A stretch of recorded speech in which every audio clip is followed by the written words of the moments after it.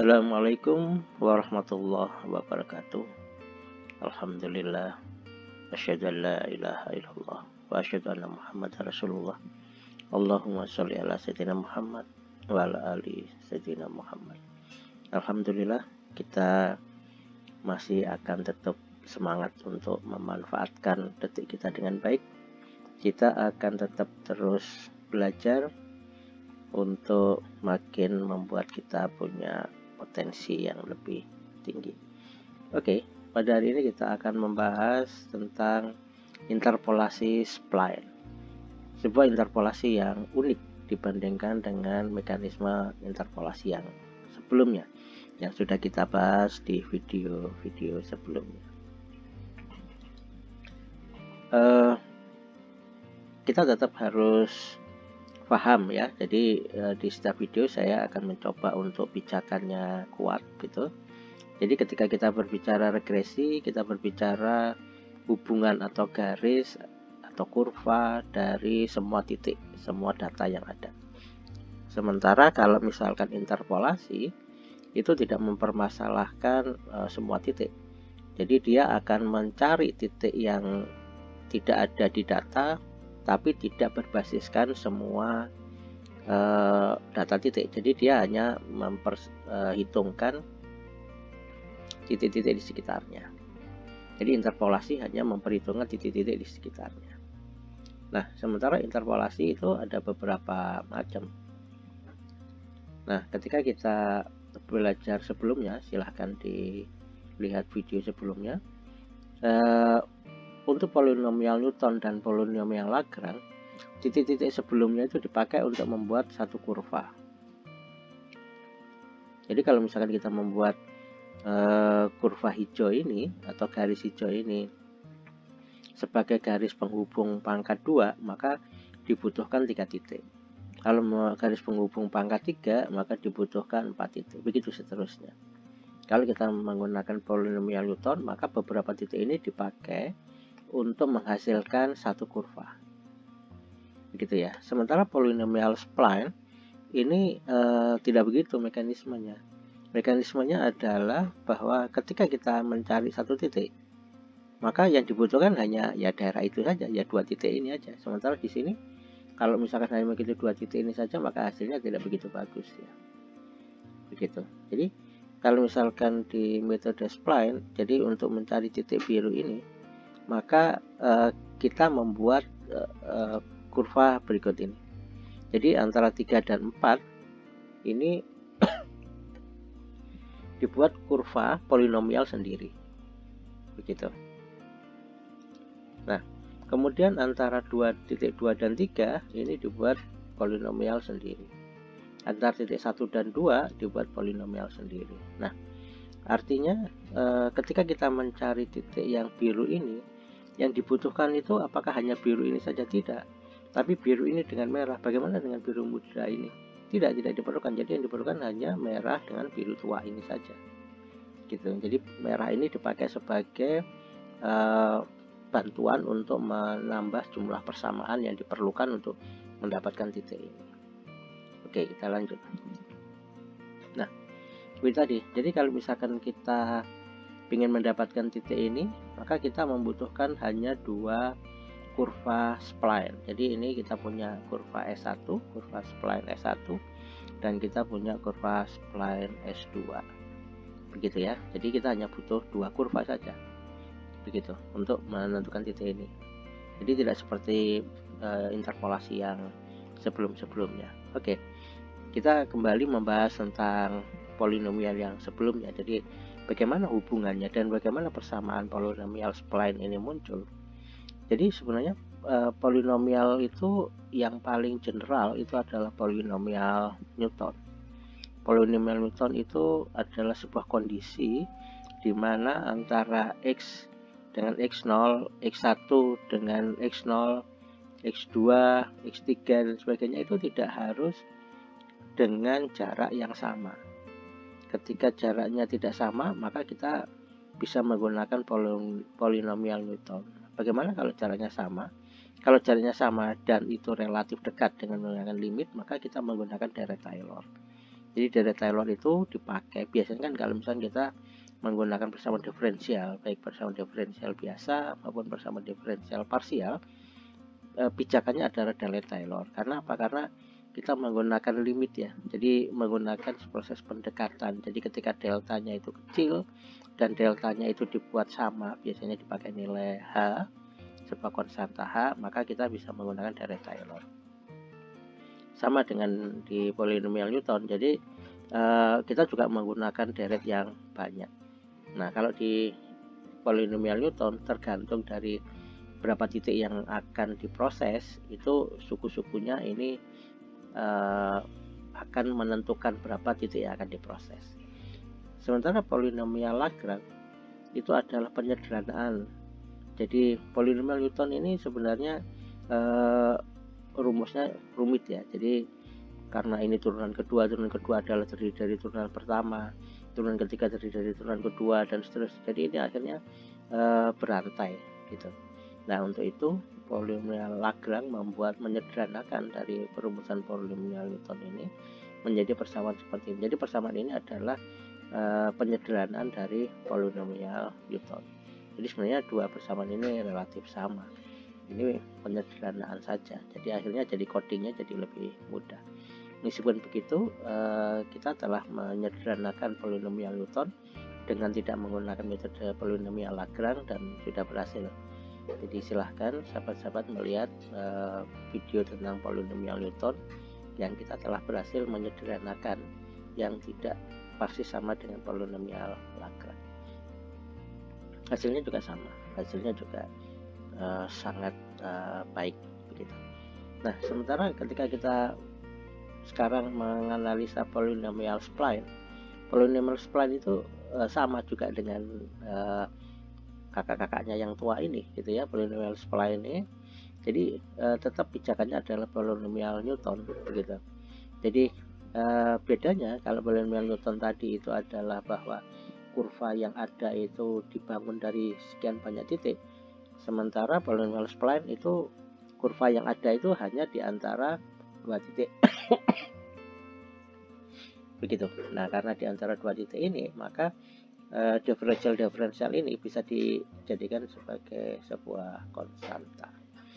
Begitu. Jadi polinomial spline ini perumusannya memang tetap berawal dari polinomial Newton. Begitu. Cuma kemudian fungsi-fungsinya ini kita buat sebagai sebuah nilai konstanta. Kita bicaranya dari sini sekarang. Polinomial, formula dari polinomial spline. Nah, yang biru dengan yang merah ini disebut dengan kurva S1 spline 1, ini kurva S2 spline 2 gitu. Jadi kurva merah kita beri warna merah, kurva biru kita beri warna biru begitu. Jadi di kurva ini mau pangkat berapa ya, sebenarnya mau pangkat berapapun nggak ada masalah gitu, mau pangkat 10, pangkat 100 dan sebagainya nggak ada masalah gitu. Nah, ini jumlah, kalau misalnya ini jumlahnya banyak, ini kan bisa sampai jadi ini A11, A12, A13, A14 sampai 1M atau 100 atau 1000 gitu ya. Jadi kalau misalkan jumlahnya adalah M, jika jumlah konstantanya adalah M, maka dibutuhkan 2M persamaan, karena memang kita sedang mencari dua persamaan. Jadi artinya 2 kali yang hitam-hitam ini ya, jadi ini adalah konstantanya begitu. Jadi kalau misalkan kita ingin mendapatkan persamaan atau kurva biru, maka kita harus menyelesaikan konstanta biru. Kalau kita ingin tahu bagaimana persamaan kurva merah, maka kita menyelesaikan konstantanya merah. Nah, kalau misalkan persamaan ini konstantanya banyak, sebanyak M, maka kita membutuhkan persamaan ya. Jadi kita perlu membutuhkan persamaan sejumlah dari konstanta yang ada. Jadi minimal kan jumlah yang tidak diketahui seharus sama dengan jumlah persamaan yang ada gitu. Nah, kita perlu melakukan analisa. Pangkat yang tinggi kurang menguntungkan karena menjadikan hubungan antara titik menjadi terlalu banyak lakukan. Jadi kalau misalkan ini dibuat pangkat tinggi, maka ini jadinya melengkung-melengkung begini. begitu. Dan ketika melengkung-melengkung begini menjadi tidak punya makna fisis yang begitu baik begitu. Jadi kita kehilangan karena dianggap dinamikanya terlalu tinggi gitu. Jadi kita membuat pangkatnya rendah saja antara dua titik ini begitu. Jika didekati dengan persamaan linear, maka koneksi antar titik menjadi susah kontinu. Tapi masalahnya jangan pangkat satu ya, jadi jangan persamaan linear, y sama dengan fx plus c. Kalau ini dibuat linear, jadi ini jadi patah gitu. Kalau ini patah, maka di sini tidak nyambung gitu, dan itu tidak boleh. Kurva spline itu melakukan smoothing gitu ya, jadi tidak boleh sampai patah ini. Jadi kurva spline itu sangat tidak disarankan untuk ini adalah persamaan linear. Kalau ini persamaan linear nggak usah terlalu ribet-ribet, jadi tinggal langsung dibuat garis saja antara dua titik begitu kan. Itu bisa kita lakukan. Oke, jadi artinya jangan menggunakan pangkat tinggi dan jangan menggunakan persamaan linear begitu. Kalau begitu, berapa sih pangkat yang pas di sini? Jadi pendekatan yang logis antara titik dilakukan untuk pangkat 2 dan 3. Jadi kita buat pangkatnya adalah pangkat 2 atau pangkat 3, paling ada lengkungan 1. Itu yang paling logis. Kalau misalkan pangkatnya banyak, lengkungannya jadi banyak, menjadi dinamika yang terlalu tinggi, maka kita menjadi kehilangan informasi di situ. Jadi yang logis adalah pangkat 2 atau pangkat 3. Nah, gitu. Jadi pangkat 2 itu seringkali disebut dengan persamaan polinomial spline kuadratik, pangkat 3 polinomial spline kubik gitu. Jadi ini hanya penamaan saja, tapi yang penting kita sudah sepakat bahwa kurva biru ini dan kurva merah ini didekati dengan pangkat 2 atau pangkat 3. Supaya lebih rumit di dalam kasus yang kita analisa, maka kita menggunakan pangkat 3 saja gitu. Jadi nanti ketika sahabat-sahabat sudah bisa menyelesaikan pangkat 3, harusnya pangkat 2 menjadi jauh lebih sederhana. Ini permasalahan syarat batas. Jadi pangkat 3 syarat batasnya menjadi lebih banyak. Jadi kalau pangkat 3, maka persamaannya ini menjadi pangkat 3. Jadi persamaan 1, 2, 3, 4 kali 2 berarti 8. Kita harus punya 8 persamaan. Kalau pangkat 2, maka sampai di sini kita hanya perlu 6 persamaan begitu. Nah, bagaimana memunculkan 6 persamaan atau kita sekarang sepakat dengan pangkat 3? Berarti bagaimana cara memunculkan 8 persamaan tadi supaya konstanta ini bisa kita dapat? Nah, ini ya yang menarik. Oke. Jadi yuk kita mulai detail memproses. Jadi kita tahu bahwa tadi atau kita sudah sepakati bahwa ini persamaan pangkat 3 yang diambil begitu.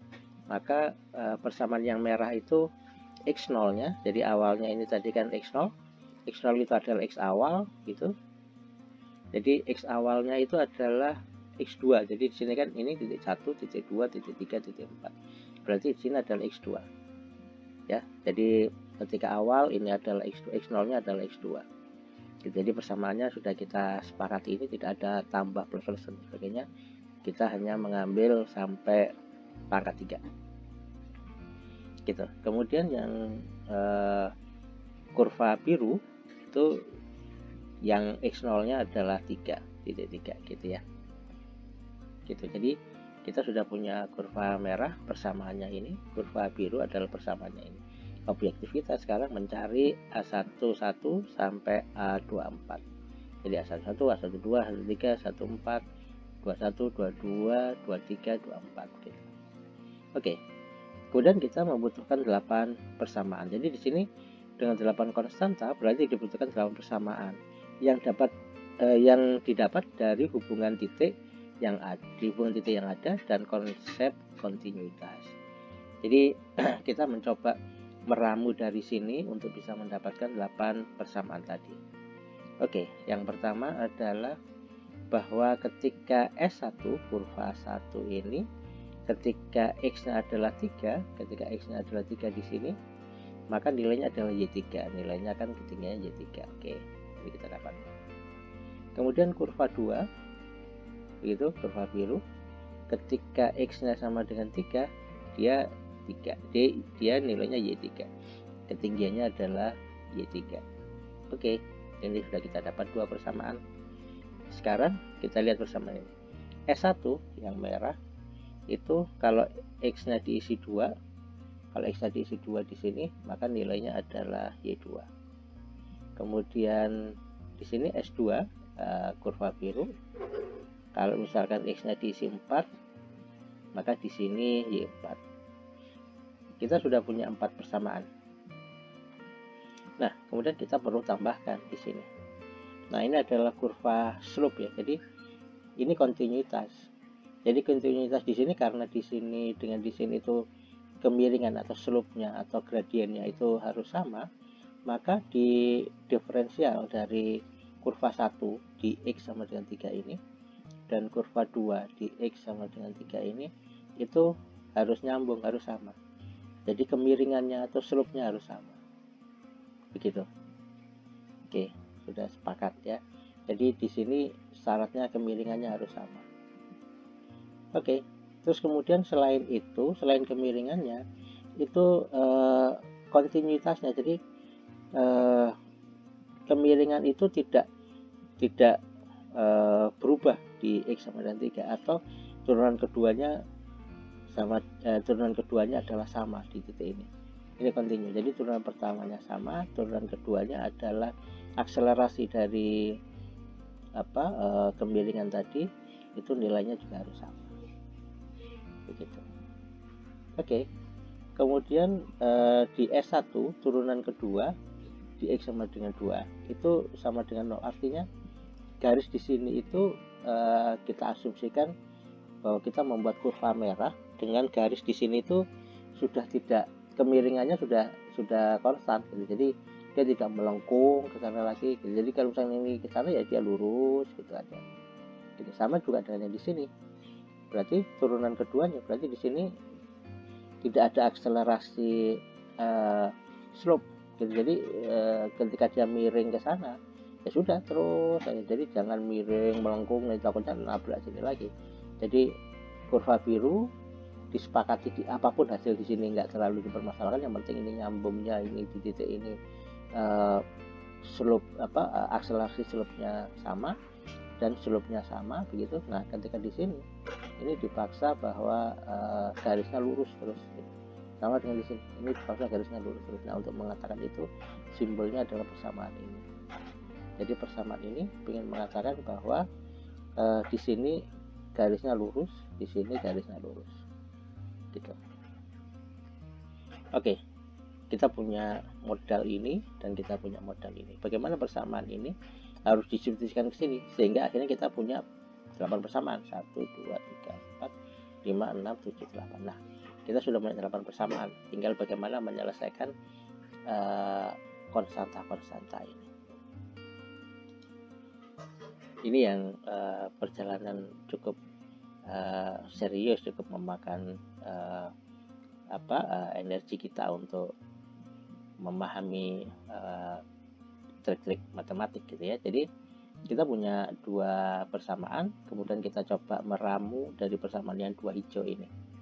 Jadi dua hijau ini mengatakan S1 kalau saya isi X-nya dengan X2 maka nilainya Y2.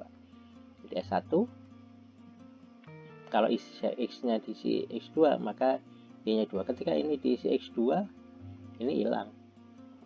Ketika ini diisi X2 ini hilang. Ketika ini diisi X2 ini hilang. Jadi ketika ini hilang, ini hilang, ini hilang, maka Y2 sama dengan A1. Nah, di sini A11 itu Y2. Begitu. Begitu juga dengan yang di sini. Ketika ini kita isi dengan X3, maka nilai Y3. Jadi ini hilang, X3, ini hilang, ini hilang. Maka di sini A21 adalah Y3. Di sini kita sudah dapatkan A21 sama dengan Y3. Gitu. Oke, dua konstanta sudah kita dapat. Kita masih butuh 6 konstanta lagi. Yang sudah kita blok hijau supaya tidak mengganggu pikiran kita, bahwa tidak diulang lagi. Kalau diulang nanti pasti mutar persamaannya, looping. Jadi sekarang kita menyelesaikan yang di sini. gitu ya. Jadi turunan pertama dari kurva 1 dan turunan pertama dari kurva 2, ketika x-nya kita isi ini, maka dia sama. Oke, di sini. Jadi kalau misalkan ini diturunkan terhadap x, maka nilainya adalah ini ya. Ini, kemudian ini hilang, ini kalikan 2, jadi 2A13 begini, ditambah ini 3-nya turun, ini pangkat 2 gitu. Nah, kemudian x-nya kita isi dengan x3, maka kita dapat ini. Begitu juga dengan yang kurva berikutnya. Kurva kedua kita isi, maka di sini ada sebuah nilai yang sama, yang akhirnya jadi 0. Ketika ini jadi 0, maka kita mendapatkan persamaan ini, persamaan A22 gitu. Nah, persamaan ini belum bisa jadi seperti ini, ya sudah, kita simpan saja persamaan ini. Siapa tahu suatu saat nanti ini bisa disederhanakan. Kita simpan dulu persamaan di sini. Jadi yang di sini ini sudah selesai. Sudah selesai, kita sudah punya persamaan yang di sini tadi. Ini persamaan ini. Jadi persamaan ini kita simpan di sini. Oke. Sekarang kita memproses turunan kedua. Begitu yang sama, jadi kurva 1 dan kurva 2. Kurva 1 dan kurva 2 dilakukan turunan kedua. Setelah dilakukan turunan kedua, x-nya diisi x3. Gitu ya. Setelah dilakukan turunan, x-nya diisi x3, maka turunannya adalah ini. Ketika diisi x3 menjadi seperti ini. Ketika ini diisi x3, ini menjadi 0, maka A23 menjadi persamaannya seperti ini. Oke, ini kita simpan lagi, kita tempelin ke sini. Begitu, persamaan ini kita selesaikan. Kita punya dua persamaan yang masih belum sebuah nilai gitu. Jadi kalau misalnya ini kan sudah sebuah nilai, karena y-nya pasti kita dapat gitu. Jadi persamaan ini masih belum jelas itu nilai konstantanya gitu. Oke, kita lanjutkan. Sekarang kita bahas turunan kedua dari persamaan pertama. Ketika turunan kedua dari persamaan pertama kita lakukan, kemudian x-nya kita ganti x2. Jadi ini persamaan pertama, persamaan merah, kita turunkan, kita diferensialkan menjadi 2 kali, maka menjadi persamaan ini. Kalau misalkan x-nya diganti x2, maka ini 0. Ketika ini 0, maka ya pasti ini 0. Tidak ada pilihan lain. Wah, kita sudah dapat lagi. Kita punya persamaan, kita punya konstanta 3 sekarang. Jadi konstanta yang sudah selesai 3. Jadi A13 0. Ini persamaan konstanta 1, konstanta 2, konstanta 3 sudah dapat. Berarti tinggal 5 karena 8 kita punya objektif gitu ya. Oke, sekarang kita menyelesaikan yang ini. Kita diferensialkan yang di sini turunan kedua dari kurva kedua, kurva biru ini.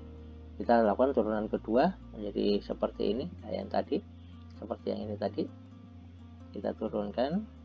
Ketika kita diferensialkan, kemudian kita substitusikan x-nya menjadi x4, maka ya seperti ini jadinya gitu ya. Jadi ini dipindah, ini pindah ke sana begitu, maka A23 sama dengan minus ini, karena ini 2 dengan 6 bisa dicoret begitu, menjadi seperti ini. Nah, oke, kita bungkus di sini lagi.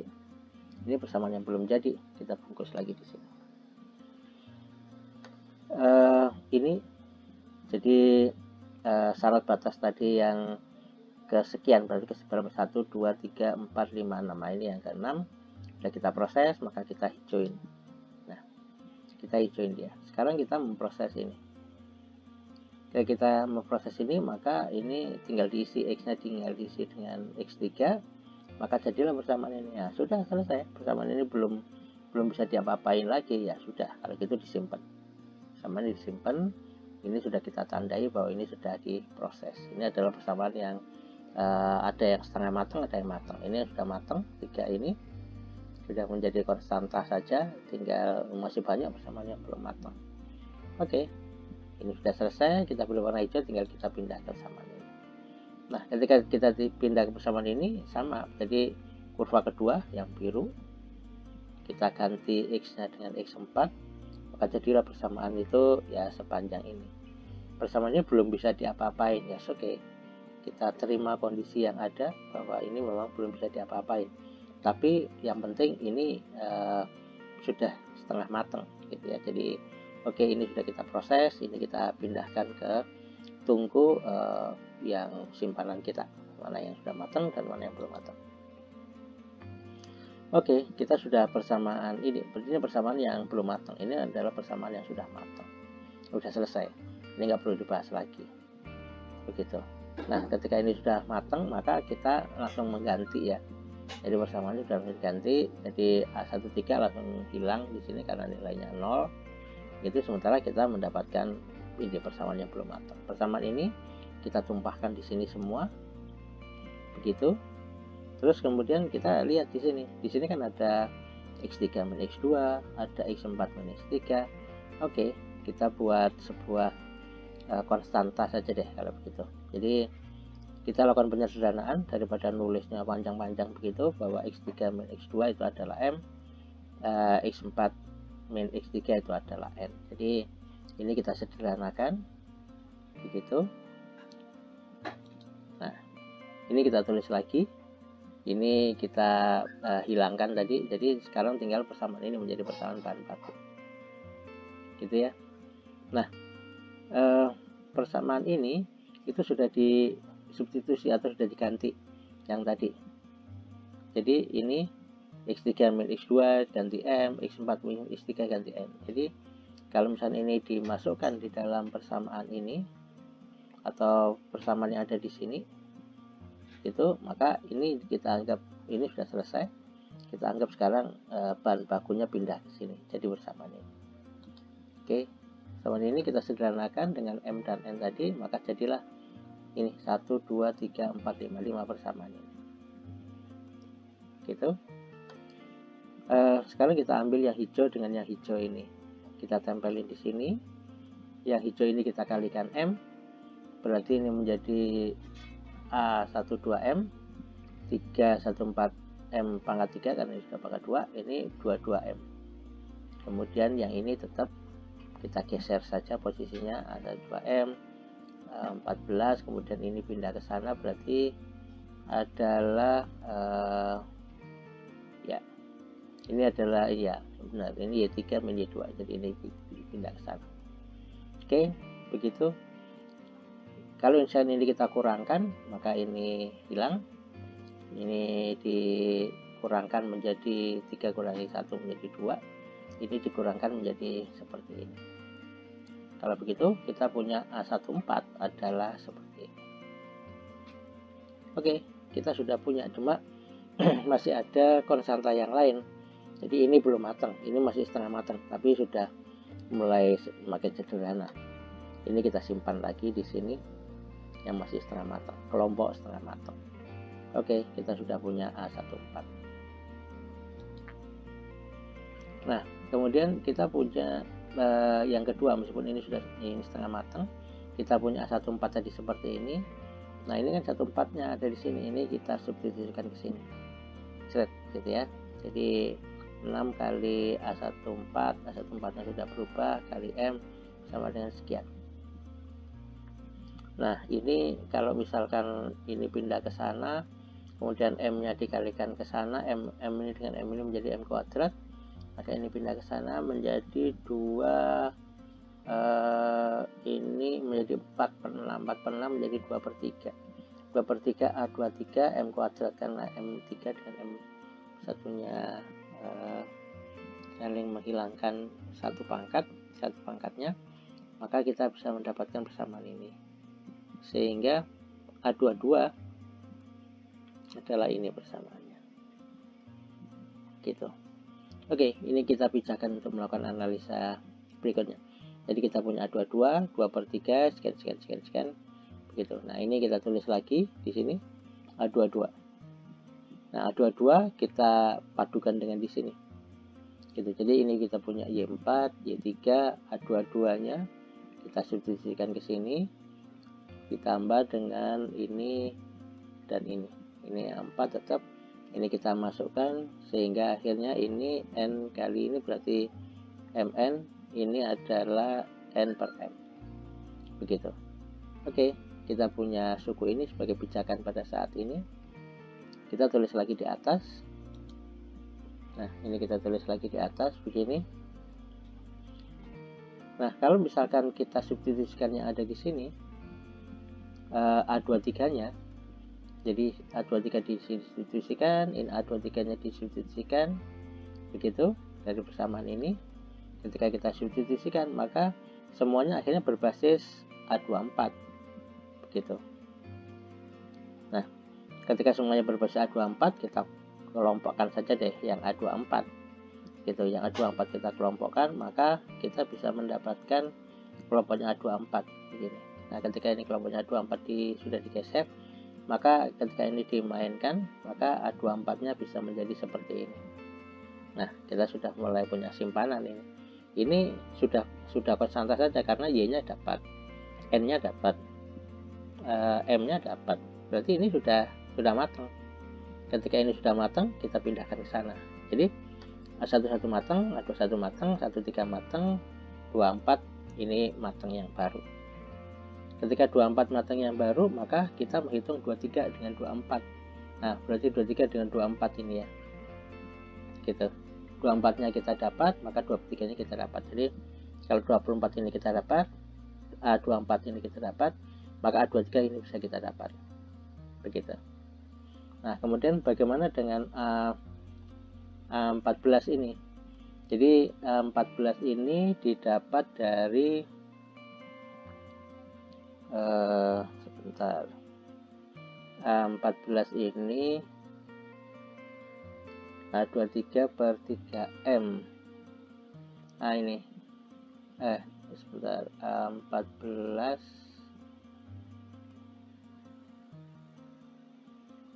sorry, A14 oke. Nanti silakan dicek ya. Ini sudah saya hitung. A14-nya akhirnya menjadi, oh ini ya, sorry, A14-nya menjadi A23 begitu per 3M, A23 per 3M. Jadi ini coret ke sini, jadi kita bisa mendapatkan A14. Bagaimana dengan A22? A22 ini didapat dari persamaan yang sebelumnya. Nah, ini kan ada A22. Yang ada 14. Kalau misalnya ini dipindah, karena 14 tadi sudah dapat, maka A22 nya bisa kita hitung dari persamaan yang ini tadi,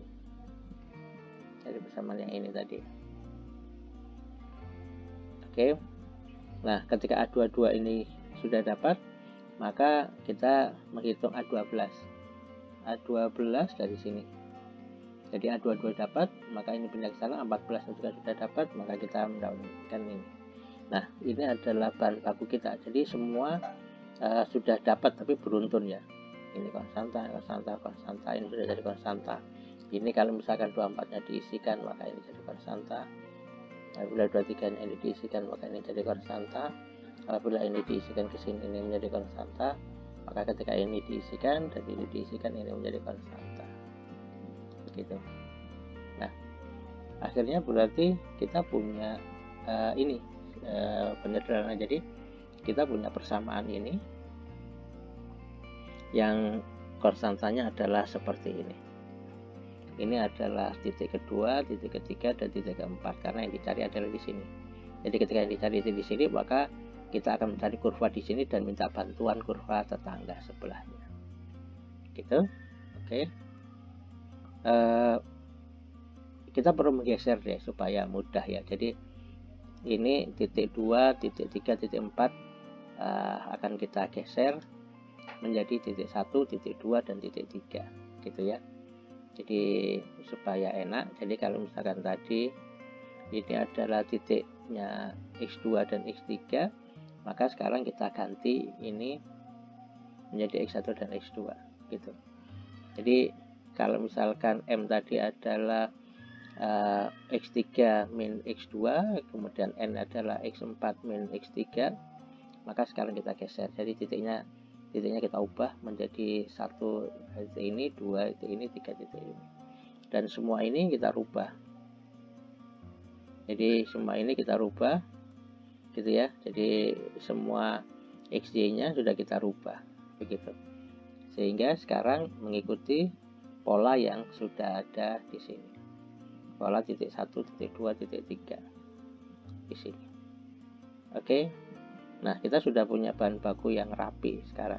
Ini adalah metode polynomial spline. Itu jadi kita punya bahan baku ini sudah siap, sudah matang semua. Maka langkah berikutnya kita tinggal melakukan coding. Kita akan melakukan coding.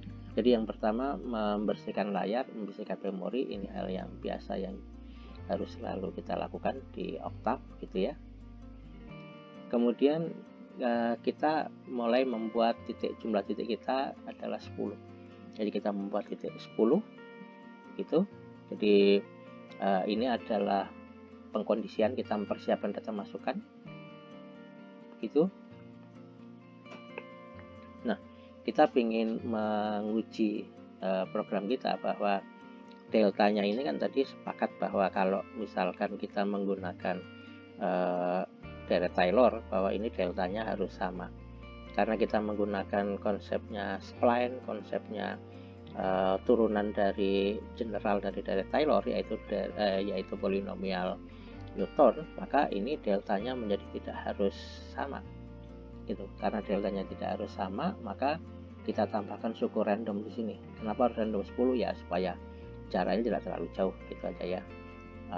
Sahabat-sahabat nanti ketika di codingnya ada di bagian komentar, silahkan diubah-ubah gitu. Jadi ini jaraknya pokoknya maksimal 10, di random maksimal 10. Jadi X nya adalah random, jadi jaraknya random. Jadi kita ingin menguji apakah memang benar interpolasi spline ini sekuat, setangguh interpolasi Newton gitu. Jadi dengan demikian kita sudah mendapatkan nilai X yang bervariasi begitu. Nah, kemudian kita perlu mengambil nilai maksimal. Jadi karena ini random ya, jadi kita nggak tahu, maka berapa nilai yang ada di sini ya kita cari sebagai n maksimum. Jadi berapa jumlah n maksimum. Oke. Kemudian di sini y-nya sebenarnya kita bisa buat random. Cuma kalau misalnya y-nya kita buat random, kita tidak bisa menguji apakah nanti y yang dihasilkan dari metode spline itu benar atau tidak. Kita tidak bisa menguji. Supaya kita bisa menguji, tantangannya ditingkatkan, yaitu bahwa kita punya persamaan ini. Jadi di sini itu berbasiskan persamaan. Jadi supaya kita ngecek apakah memang dia benar.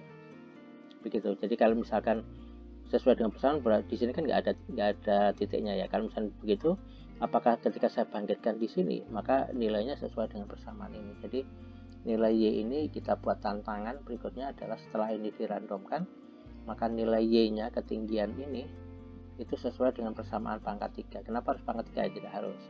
Kenapa angka-angka ini harus begini? Enggak, ini ngarang saja. Begitu, itu yang terpikir, dan ini yang kita pakai untuk metode Newton, metode Lagrange. Apakah harus persamaan ini? Enggak lah. Ini terserah saja, nanti sahabat-sahabat bisa ganti-ganti, mau pangkat 3, mau pangkat 10, mau eksponensial, nggak ada masalah. Ini hanya ngasal saja.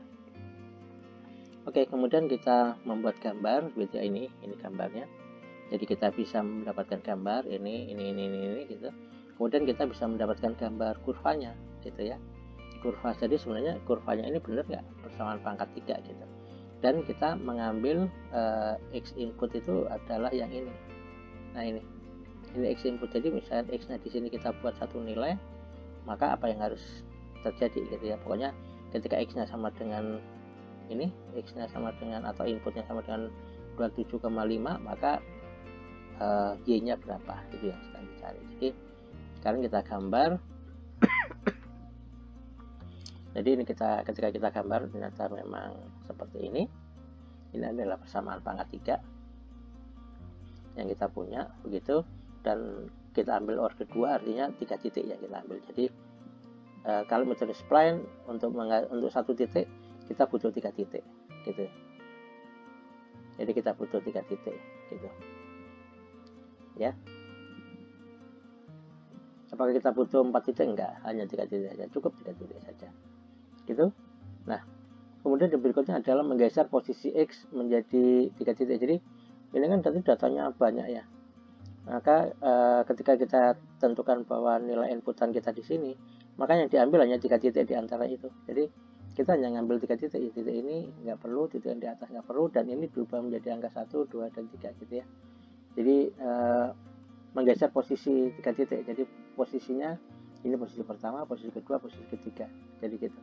Ini adalah skripnya, silahkan nanti sahabat-sahabat mengamati begitu bahwa ini menggeser. Jadi yang tadinya buahnya diambil 3 titik, setelah diambil 3 titik maka diurutkan modelnya menjadi seperti ini. Ini adalah skripnya begitu. Ini nanti akan kita tempelin di bagian komentar.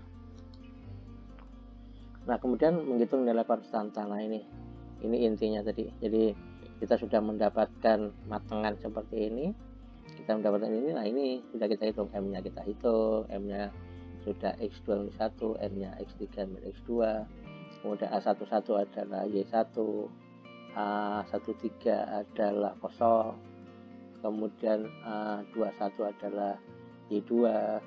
Y ini kan yang sudah kita kondisikan ya, untuk kita cek nanti. A24 itu adalah ini, sekian banyak ini gitu. Silakan dicek, nanti kita sama-sama diskusi di bagian komentar kalau misalnya ada yang nggak pas itu. Kemudian A23 ini 14 kita dapat, A22 kita dapat, kemudian ada A12, oh ada A12 yang kehilangan ya. Jadi A12, nah ini A12 nya adalah ini. Oke, nanti di skripnya ada. Jadi A12 adalah ini. Oh, ini A12. Yang enggak ada A22 ya. A22 di sini ada seperti yang tadi di slide sebelumnya. Oke. Kemudian kita menghitung nilai S. Jadi setelah konstanta ini dapat, maka kita menghitung nilai S. Jadi S ini harus kita hitung. Jadi persamaan ini akan kita hitung. Jadi apakah memang ini nanti kurvanya akan jadi seperti ini, ada kurva, atau seperti apa yang terjadi.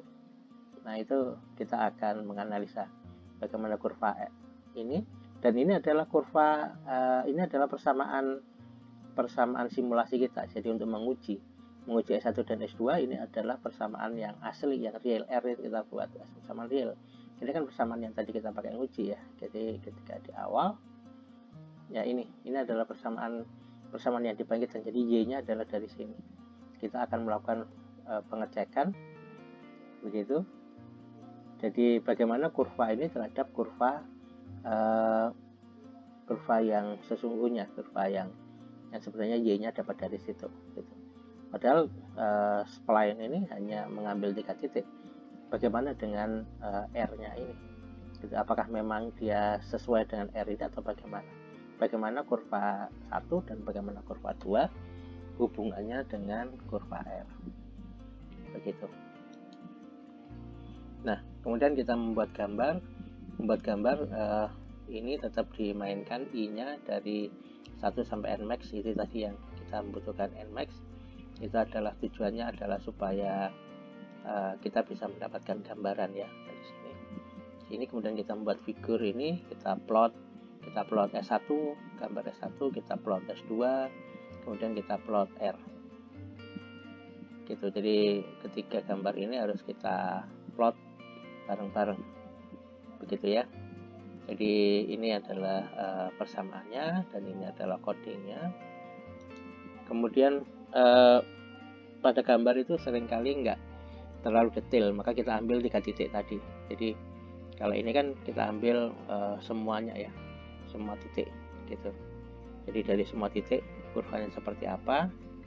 Kalau misalkan sekarang kita hanya mengambil 3 titik saja dengan delta 0,1, maka bagaimana kurvanya gitu. Jadi kita zoom, katakan gitu ya, kita zoom in Begitu kita ingin melihat, kita plot lagi bagaimana perbandingan dengan ini gambar yang ini. Mungkin kita bisa melihat detailnya sebenarnya seperti apa. Oke, kemudian kita menghitung error. Seperti biasa kita menghitung nilai error. Ini adalah kan kita tadi memasukkan nilai input ya, jadi kita masukkan nilai input ini adalah hasil spline begitu. Terus kemudian ini adalah real persamaan yang kita simulasikan sebagai persamaan uji. Kemudian kita lihat errornya begitu, seberapa jauh errornya begitu. Maka ini sudah bisa dicek ketika kita running. Maka ini kita bisa mendapatkan NN sama dengan 10, kemudian Nmax nya 58. Ini deltanya kan beda-beda ya, ini jaraknya 8, ini jaraknya 5, ini jaraknya 7. Nah ini pokoknya jaraknya beda-beda. Sengaja kita buat random di sini supaya dia di sini beda-beda untuk menguji kekuatan dari program kita. Terus kemudian ini kita kondisikan, jadi Y yang didapat di sini adalah Y yang terkondisikan. Kemudian kita punya input adalah 27,5, inputnya adalah 27,5 begitu. Oke. Kemudian menggeser posisi ya. Jadi karena inputnya tadi ini 27,5, maka ini kita tadi sudah sepakat bahwa kita mengambil 2 titik di antara titik itu dan kemudian kita meminta bantuan tetangganya. Jadi karena 27,5 itu adalah di antara ini, maka kita ngambil ini di antaranya dan kita meminta tetangganya gitu. Jadi ini adalah proses penggeseran, dan ketika kita coding ternyata sudah sesuai, sudah diambil sesuai dengan 3 titik yang diperlukan. Kemudian Y nya pasti akan ngikut gitu ya, Y nya ngikut itu, jadi ini Y yang diperlukan sesuai dengan X yang diambil begitu. Nah ketika kita menghitung nilai konstanta, ketika kita running ini, sekali running maka langsung kita bisa mendapatkan angkanya. Ini adalah persamaan yang dipakai, persamaan ini mengikuti persamaan ini kita running menjadi angka-angkanya seperti ini gitu. Nah kemudian kita mulai menghitung nilai S. Kita punya S merah dan S biru. Gimana sih sebenarnya S merah dan S biru ini begitu, dan dibandingkan dengan nilai S, nilai dari kurva R. Nah ini dia cukup menarik ketika kita membuat gambar ini. Ini adalah kurva simulasi kita, kurva kuning ini begitu, kurva kuning ini. Jadi ternyata ini terjadi gitu. Jadi di sini itu terjadi dia nempel banget karena memang kita sudah memberi syarat tadi kan. Kita tadi memberi syarat bahwa turunan pertamanya 0, kemudian turunan keduanya 0, dan memang ini terjadi gitu. Jadi ketika di sini dia sudah mulai lurus gitu. Jadi merah ini jadi yang persamaan simulasi kita itu adalah yang kuning ini gitu. Terus kemudian persamaan biru kita ini persamaan biru, dan ini persamaan merah begitu gitu ya. Jadi ini ternyata memang luar biasa spline ini. Jadi dia nempel di sini sesuai dengan asumsi kita. Kalau misalkan memang kita detailkan gambarnya, maka benar-benar dia nempel. Kuning ini adalah persamaan simulasi, dan ini merah dan biru adalah persamaan yang dibangkitkan dari 2 titik tadi. Jadi kita sudah punya kurva merah dan kurva biru begitu. Nah sekarang gimana kalau misalnya kita uji, kita cek. Ketika kita uji errornya, maka nilai errornya adalah 0,1. Jadi nilainya antara realitanya dengan hasil faktanya begitu, hitungannya maksudnya, hasil dari spline-nya itu sekian, hasil dari simulasinya sekian. Sebenarnya spline ini tidak mengikuti di sini ya sebenarnya, tapi memang hasilnya memang sudah dekat banget begitu, sudah sangat dekat begitu. Tapi sekali lagi spline itu melakukan spooting begitu. Jadi ini ternyata memang dua kurva ini memang kita sudah kondisikan untuk nempel. Jadi ini adalah kondisi awalnya, maka ketika kita mencari di sini, maka ini ada dua kurva yang akan membentuk dari titik yang kita cari. Itu yang sudah bisa kita dapatkan. Kita telah menyelesaikan kurva atau interpolasi spline. Semoga pembelajaran pada video ini menjadi manfaat. Semoga kita selalu sehat. Semoga Allah selalu membuat kita menjadi orang-orang yang punya iman yang benar, dan semoga kita menjadi orang yang semangat untuk membangun negeri ini. Terima kasih. Assalamualaikum warahmatullahi wabarakatuh.